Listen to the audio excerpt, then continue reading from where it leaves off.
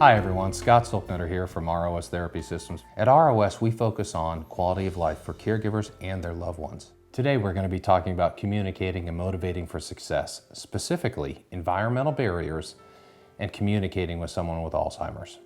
What do we mean by environmental barriers? Here's some examples. Noise from an air conditioner or other appliance. A radio playing loudly throughout the house. Traffic or outside construction. Or a whistling hearing aid. Barriers like these may have a negative effect and could lead to a behavioral issue. How? If you are trying to compete with those noises by raising your voice, your loved one may think you're yelling at them. Here's an example of something that happened in my family while we were caring for Dad. One morning, we had gotten Dad out of bed, had breakfast, read the newspaper, gotten him dressed, and was sitting down to watch The Price is Right, while we went into the kitchen to clean the dishes and think about what we were going to have for lunch.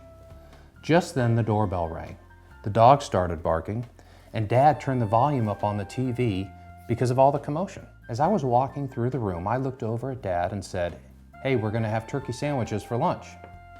I went to the door, signed for a package, tried to shush the dogs, and then turned around and looked at Dad, and he had a scowl on his face.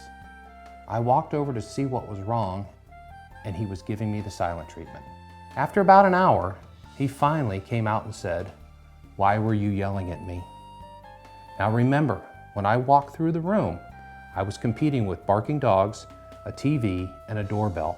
And yes, I raised my voice to tell him we were having turkey sandwiches.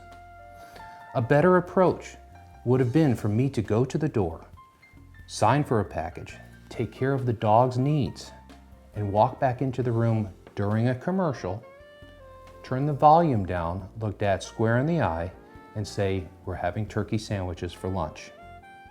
The little things matter. It can be the difference between a good day and a bad day.